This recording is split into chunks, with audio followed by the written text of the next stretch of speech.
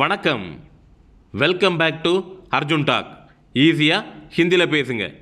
இந்த வீடியோவில் நாம் எதை பற்றி பார்க்க போகிறோன்னா, நம்மளோட அன்றாட வாழ்க்கையில் நம்ம அடிக்கடி ரொம்பவே முக்கியமாக யூஸ் பண்ணக்கூடிய 30 தமிழ் வார்த்தைகளுக்கு ஹிந்தியில் எப்படி சொல்கிறாங்கன்னு பார்த்துடலாம். இந்த வீடியோவில் நாம் ஃபஸ்ட்டாக பார்க்க போகிறது எப்படி இருக்கீங்க. எப்படி இருக்கீங்க அப்படின்னு கேட்குறதுக்கு ஹிந்தியில் எப்படி சொல்லுவாங்கன்னா, கைசே ஹே. கைசே ஹே. கைசே அப்படின்னா எப்படின்னு அர்த்தம். ஹே அதுக்கு இருக்கீங்க. ஸோ எப்படி இருக்கீங்க அப்படின்னு கேட்குறதுக்கு கைசே ஹே அப்படின்னு கேட்கணும். அடுத்ததாக நல்லா இருக்கேன். நல்லா இருக்கேன் அப்படின்னு சொல்லுவோம்ல, அதுக்கு ஹிந்தியில் எப்படி சொல்லணும்னா, டீக் ஹூ. டீக் ஹூ அல்லது அச்சா ஹூ. அச்சா ஹூ அப்படின்னு சொல்லலாம். நன்றாக அதுக்கு டீக் அல்லது அச்சா ரெண்டுமே யூஸ் பண்ணலாம். இருக்கிறேன் அப்படின்னு சொல்கிறதுக்கு ஹூ அப்படிங்கிற வார்த்தையை யூஸ் பண்ணணும். ஏன்னா இது நிகழ்காலத்தில் வரக்கூடியது. ஸோ நன்றாக இருக்கிறேன் அப்படின்னு சொல்கிறதுக்கு டீக் ஹூ அல்லது அச்சா ஹூ. அடுத்து சாப்பிட்டீங்களா. சாப்பிட்டீங்களா அப்படின்னு கேட்குறதுக்கு காயா கியா. காயா கியா அப்படின்னு கேட்கணும். சாப்பாடு சாப்பிட்டீங்களா அப்படின்னு கேட்கணுன்னா கானா காயா கியா. கானா காயா கியா. கானானா சாப்பாடு, காயா கியா அப்படின்னா சாப்பிட்டீங்களா அப்படின்னு கொஸ்டினாக கேட்குறது. அதுக்கு சாப்பிட்டேன். சாப்பிட்டேன் அப்படின்னு பதில் சொல்லுவோம் தெரியுமா, அதுக்கு ஹிந்தியில் எப்படி சொல்லுவாங்கன்னா, காயா. காயா. சாப்பாடு சாப்பிட்டேன்னு சொல்கிறதுக்கு கானா காயா. கானா காயா அப்படின்னு பதில் சொல்லணும். அடுத்ததாக என்ன சாப்பிட்டீங்க. என்ன சாப்பிட்டீங்க அப்படின்னு கேட்பாங்கல்ல, அதுக்கு ஹிந்தியில் எப்படி கேட்கணும்னா, ஆப்னே கியா காயா. ஆப்னே கியா காயா அப்படின்னு கேட்கணும். ஆப்னே. ஆப்னே அப்படின்னா நீங்கன்னு அர்த்தம். கியா காயா. கியா காயானா என்ன சாப்பிட்டீங்க. ஸோ நீங்கள் என்ன சாப்பிட்டீங்க அப்படின்னு நமக்கு யாருக்கிட்டையாவது கேட்கணுன்னா, ஆப்னே கியா காயா. ஆப்னே கியா காயா அப்படின்னு கேளுங்க. சப்பாத்தி சாப்பிட்டேன். சப்பாத்தி சாப்பிட்டேன் அப்படின்னு சொல்கிறதுக்கு ரொட்டி காயா. ரொட்டி காயா அப்படின்னு சொல்லணும். சப்பாத்திக்கு ஹிந்தியில் ரொட்டின்னு சொல்லுவாங்க. சாப்பிட்டேன் அப்படின்னு சொல்லணும்னா காயா. காயா இது இறந்த காலத்தை குறிக்கும். மிகவும் நல்லது. மிகவும் நல்லது அப்படின்னு நமக்கு யாருக்கிட்டே சொல்லணும்னா, பௌத் படியா. பௌத் படியா அல்லது பௌத் அச்சா. பௌத் அச்சா அப்படின்னு சொல்லலாம். மிகவும் அதுக்கு ஹிந்தியில் பௌத் அப்படின்னு சொல்லுவாங்க. நல்லது நல்லதுக்கு ஹிந்தியில் படியா அச்சா எல்லாமே சொல்லலாம். அடுத்ததாக என்ன வேண்டும். என்ன வேண்டும் அப்படின்னு கேட்குறதுக்கு ஹிந்தியில் எப்படி சொல்லுவாங்கன்னா, கியா சாகியே. கியா சாகியே. கியா அப்படின்னா என்னன்னு அர்த்தம். வேண்டும் அதுக்கு சாகியே. ஸோ என்ன வேண்டும் அப்படின்னு நமக்கு யாருக்கிட்டையாவது கேட்கணும்னா, கியா சாகியே. கியா சாகியே அப்படின்னு கேளுங்க. அடுத்து நல்ல விஷயம். நல்ல விஷயம் அப்படின்னு சொல்கிறதுக்கு ஹிந்தியில் அச்சி பாத் ஹே. அச்சி பாத் ஹே அல்லது அச்சி சீஸ் ஹே. அச்சி சீஸ் ஹே ரெண்டுமே சொல்லலாம். அதே போல் கெட்ட விஷயம். கெட்ட விஷயம் அப்படின்னு சொல்கிறதுக்கு ஹிந்தியில் எப்படி சொல்லணும்னு நீங்கள் கெஸ் பண்ணுங்க பார்க்கலாம். பூரி சீஸ் ஹே. பூரி சீஸ் ஹே அல்லது பூரி பாத் ஹே ரெண்டுமே சொல்லலாம். அடுத்து அதிகம் இல்லை. அதிகம் இல்லை அதுக்கு ஹிந்தியில் எப்படி சொல்லுவாங்கன்னா, ஜாதா நகி. ஜாதா நகி.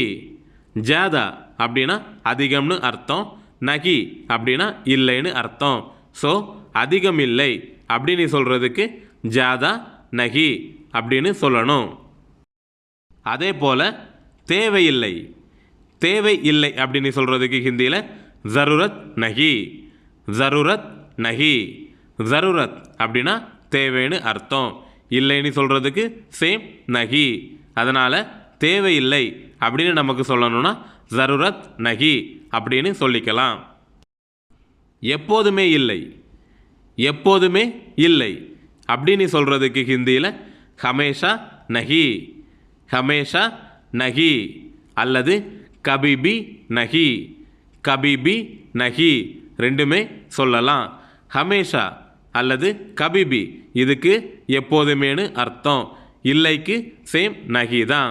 ஸோ எப்போதுமே இல்லை அப்படின்னு நமக்கு சொல்லணும்னா ஹமேஷா நஹி இப்படியும் சொல்லலாம், கபிபி நஹி இப்படியும் சொல்லலாம். அடுத்ததா முற்றிலும் சரியாக சொன்னீங்க அப்படின்னு சொல்லுவோம் தெரியுமா? அதில் உள்ள முற்றிலும் சரி அப்படின்னு சொல்கிறதுக்கு ஹிந்தியில் ஏக்தம் சஹி அல்லது பில்குல் சஹி ரெண்டுமே சொல்லிக்கலாம். முற்றிலும் அதுக்கு ஹிந்தியில் ஏக்தம் அல்லது பில்குல் ரெண்டு வார்த்தையும் யூஸ் பண்ணலாம். சரி அதுக்கு சஹி, சஹி. அதனால் முற்றிலும் சரி அப்படின்னு நமக்கு யாருக்கிட்டே சொல்லணும்னா ஏக்தம் சஹி அல்லது பில்குல் சஹி அப்படின்னு சொல்லணும். காலை வணக்கம் அதாவது குட் மார்னிங்னு சொல்லுவோம் தெரியுமா? அது எல்லாருமே மார்னிங் பார்க்கும்போது சொல்லக்கூடியது.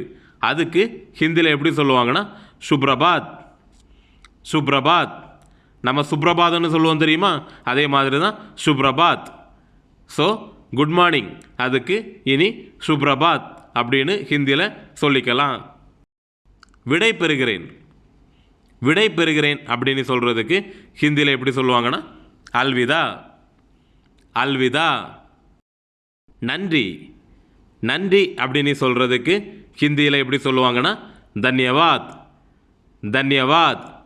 உங்களுக்கு நன்றி, உங்களுக்கு நன்றி அப்படின்னு யாருக்கிட்டே சொல்லணும்னா ஆப்கோ தன்யவாத், ஆப்கோ தன்யவாத். ஆப்கோ அப்படின்னா உங்களுக்குன்னு அர்த்தம், தன்யவாத் நன்றி. ஸோ உங்களுக்கு நன்றி, ஆப்கோ தன்யவாத். இதை தவிர, இதை தவிர அப்படின்னு சொல்லுவோம் தெரியுமா? அதுக்கு ஹிந்தியில் எப்படி சொல்லுவாங்கன்னா இஸ்கே அலாவா, இஸ்கே அலாவா. இதை, இதைனா இஸ்கே அப்படின்னு சொல்லலாம். தவிர, தவிரன்னு சொல்கிறதுக்கு ஹிந்தியில் அலாவா. அதனால் இதை தவிர, இதை தவிர அப்படின்னு சொல்கிறதுக்கு ஹிந்தியில் எப்படி சொல்லணும்னா இஸ்கே அலாவா அப்படின்னு சொல்லலாம். அடுத்து இதற்கு பதிலாக, இதுக்கு பதிலாக அதை வச்சுக்கோங்க அப்படின்லாம் நம்ம சொல்லுவோம் தெரியுமா? அதுக்கு ஹிந்தியில் எப்படி சொல்லுவாங்கன்னா இஸ்கே பத்லே, இஸ்கே பத்லே. இஸ்கே அப்படின்னா இதற்குன்னு சொல்லலாம், இதைன்னு சொல்லலாம். பதிலாக அதுக்கு ஹிந்தியில் பத்லே, பதிலாக பத்லே. கொஞ்சம் சிமிலராக தான் ப்ரொனவுன்சியேஷன் வருது, ஈஸியாக படிச்சுக்கோங்க. ஸோ இதற்கு பதிலாக அப்படின்னு நமக்கு யாருக்கிட்டே சொல்லணும்னா இஸ்கே பத்லே அப்படின்னு சொல்லிக்கலாம். அதே போல் இதன் காரணமாக, இதன் காரணமாக தான் நான் வரலை அப்படிலாம் சொல்லுவோம் தெரியுமா? அதில் உள்ள இதன் காரணமாக அப்படின்னு நமக்கு யாருக்கிட்டே சொல்லணும்னா இஸ்கே காரன் சே, இஸ்கே காரன் சே. காரணம், காரணத்துக்கு ஹிந்தியில் காரன், காரணமாக அப்படின்னு சொல்லணும்னா காரன் சே. ஸோ இதன் காரணமாக அப்படின்னு நமக்கு சொல்கிறதுக்கு இஸ்கே காரன் சே அப்படின்னு சொல்லிக்கணும். அடுத்ததாக நாம் பார்க்க போகிறது என்னென்னா தேவைப்பட்டால், தேவைப்பட்டால் அப்படின்னு நமக்கு ஹிந்தியில் சொல்கிறதுக்கு எப்படி சொல்லணும்னா ஜருரத் ஹோத்தோ, ஜருரத் ஹோத்தோ. ஜருரத் அப்படின்னா தேவை, ஹோத்தோ அப்படின்னா பட்டால், அந்த அவசியம் ஏற்பட்டால் அந்த மாதிரி மீனிங்கில் வரும். ஸோ தேவைப்பட்டால் அப்படின்னு நமக்கு யாருக்கிட்டே சொல்லணும்னா ஜருரத் ஹோத்தோ அப்படின்னு சொல்லணும். அதே போல் முடியும் என்றால், முடியும் என்றால் அப்படின்னு நமக்கு சொல்லணும்னா கர் சக்தா தோ, கர் சக்தா தோ அப்படின்னு சொல்லிக்கலாம். முடியும் அப்படின்னா கர் சக்தா, முடியும் என்றால் அப்படின்னு சொல்கிற மாதிரி சொல்லணும்னா கர் சக்தா தோ அப்படின்னு சொல்லணும். அடுத்ததாக நாம் பார்க்க போகிற சிமிலரான வார்த்தை நேரம் கிடைத்தால், நேரம் கிடைத்தால். அதுக்கு ஹிந்தியில் எப்படி சொல்லுவாங்கன்னா சமே மிலாத்தோ, சமே மிலாத்தோ. சமே அப்படின்னா நேரம்னு அர்த்தம், மிலா அப்படின்னா கிடைத்ததுன்னு அர்த்தம். பட் கிடைத்தால் அப்படின்னு சொல்கிறதுக்காக மிலாத்தோ அப்படின்னு சொல்லணும். ஸோ நேரம் கிடைத்தால் அப்படின்னு நமக்கு சொல்கிறதுக்கு சமே மிலாத்தோ அந்த வார்த்தையை யூஸ் பண்ணிக்கலாம்.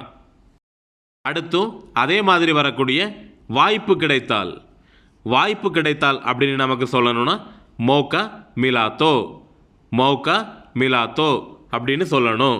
மௌக்கா அப்படின்னா வாய்ப்புன்னு அர்த்தம், கிடைத்தால் சேம் மிலாத்தோ. ஸோ வாய்ப்பு கிடைத்தால் அப்படின்னு நமக்கு சொல்கிறதுக்கு மௌகா மிலாத்தோ, மௌகா மிலாத்தோ அப்படின்னு சொல்லிக்கலாம். அடுத்தது நாம் என்ன பார்க்க போகிறோன்னா யாரும் இல்லை. யாரும் இல்லை இதுக்கு ஹிந்தியில் எப்படி சொல்லுவாங்க தெரியுமா? கொய் நகி, கொய் நகி. யாரும், யாரும்னு சொல்கிறதுக்கு ஹிந்தியில் கொய், நகி அப்படின்னா இல்லைன்னு உங்களுக்கு தெரியும். ஸோ யாரும் இல்லை அப்படின்னு சொல்லணும்னா கொய் நகி, கொய் நகி அப்படின்னு சொல்லிட்டு போயிடலாம். நெக்ஸ்ட்டு எனக்கு தெரியாது, எனக்கு தெரியாது இதுக்கு ஹிந்தியில் எப்படி சொல்லணும் தெரியுமா? முஜே நஹி பத்தா, முஜே நஹி பத்தா அல்லது முஜே மாலும் நஹி, முஜே மாலும் நஹி. இதில் முஜே அப்படின்னா எனக்குன்னு அர்த்தம், தெரியாது, தெரியாதுன்னு சொல்கிறதுக்கு நஹி பத்தா, மாலும் நஹி, நஹி ஜாந்தா இந்த மாதிரி நிறைய இருக்குது. அடுத்து என்ன, அடுத்து என்ன அப்படின்னு நமக்கு கேட்கணும்னா ஆகே கியா, ஆகே கியா.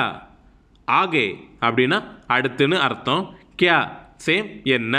ஸோ அடுத்து என்ன அப்படின்னு நமக்கு யாருக்கிட்டையாவது கேட்கணும்னா ஆகே கியா, ஆகே கியா.